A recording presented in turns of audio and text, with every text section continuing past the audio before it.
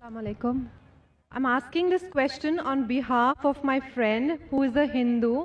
His name is Sachin and is an actor by profession. He would like to know why Muslim women are not allowed in the Qabristan or graveyard, and if it is the grave that women are not allowed to visit, then does that include the dargah? Just asked the question that why aren't women allowed to visit the graveyard? And there are various different hadith. There are hadith in Sahih Bukhari in which the Prophet said he prevented the women from going to the grave. And the reasons may be many, because maybe they are very emotional and they may not be able to take the death of a human being. That's one of the reasons. And furthermore, there are other occasions in which the Prophet said that these women are not allowed because of the deeds. That may restricted certain women because of their deeds.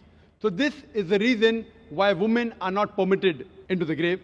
Though there are scholars, other scholars, who do say that there are different hadiths in which the Prophet did permit certain women to go, depending upon the context.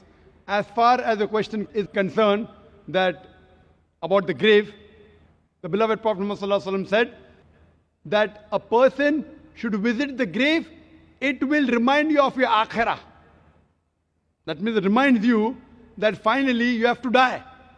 But when you go to the grave, you should pray for the person, not to the person or through the person. Hope that answers the question.